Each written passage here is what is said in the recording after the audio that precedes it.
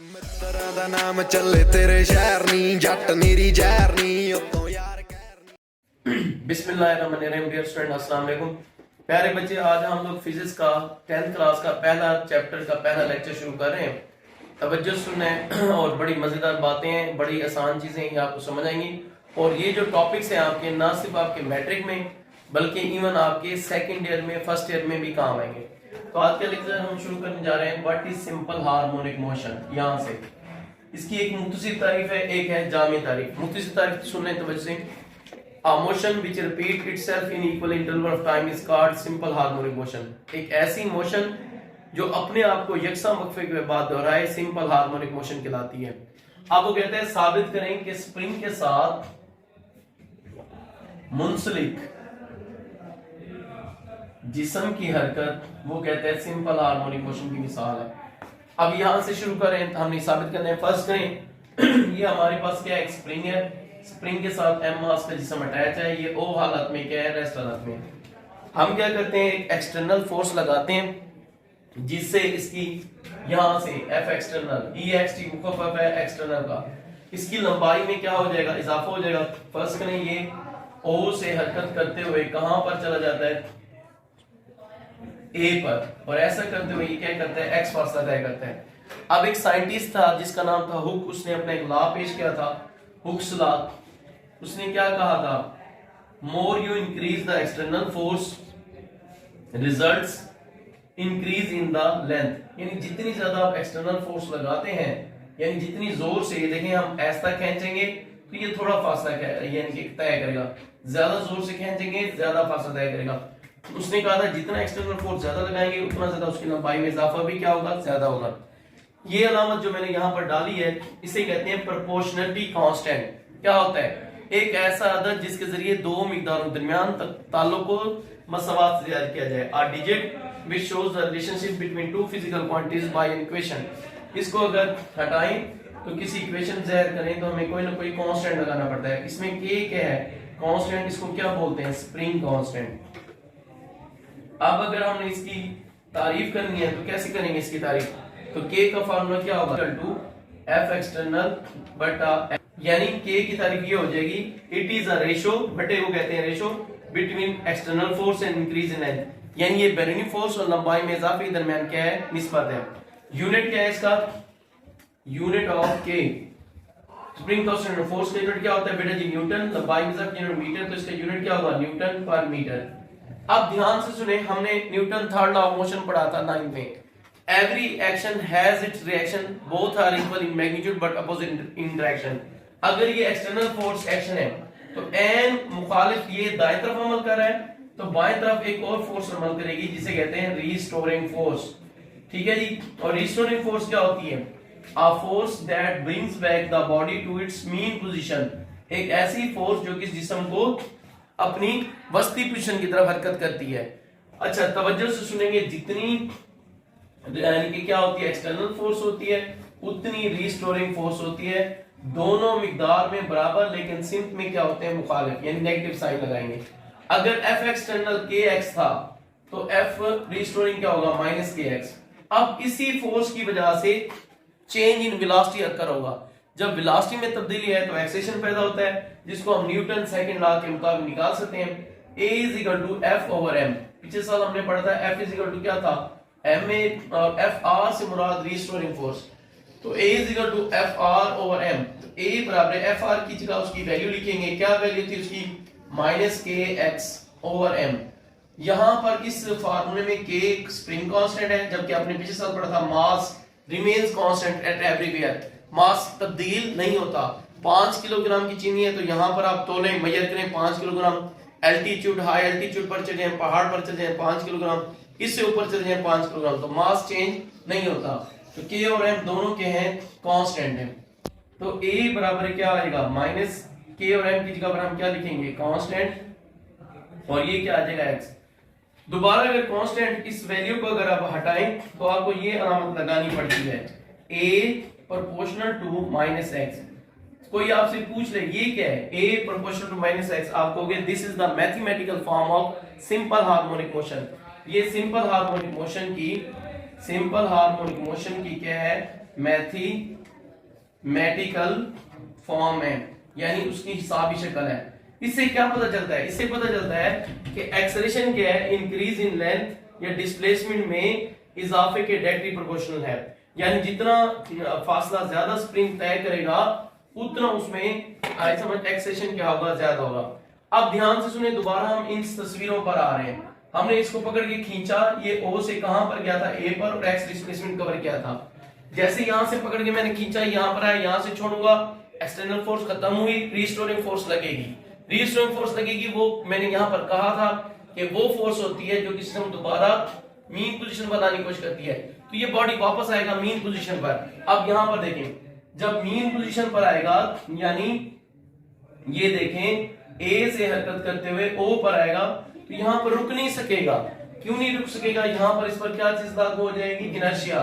और इनर्शिया हमने पिछले साल पढ़ा था 9th में कि जिस्म की वो प्रॉपर्टी है जिसकी वजह से कोई जिस्म अपनी रेस्ट हालत या मोशन में हालत में तब्दीली के खिलाफ मुजाहमत करता है। यानी कि बॉडी जब हरकत में आ गया था तो हरकत में रहेगा, यहां पर रुकेगा नहीं। तो क्या होगा, बॉडी कंप्रेस होकर यानी इकट्ठा होकर एक नए मकाम ओ से कहां पर, बी पर चला जाएगा, दोबारा क्या करेगा, एक्स डिस्प्लेसमेंट कवर करेगा। तो हम क्या देख रहे हैं, हम ये देख रहे हैं ओ से हम खींच कर ले गए थे बॉडी को ए पर, जब हमने छोड़ा बॉडी को, बॉडी ए से कहां पर आया, ओ पर, इधर क्या लागू हुआ, इनर्शिया। ओ से ए पर जाते हुए एक्स फासला तय किया, ए से ओ पर आते हुए दोबारा एक्स फासला तय किया, ओ पर इनर्शिया लागू हो गया और नहीं रुक सका, बॉडी कहां पर चला गया, बी पर, दोबारा एक्स फासला तय करते हुए बी से वापस बॉडी क्या आया, ओ पर। तो हम क्या देख रहे हैं, बॉडी ओ से कहां जा रहा है, ए, और ए से कहां जा रहा है, ओ से कहां जा रहा है, बी, और बी से कहां जा रहा है, ओ।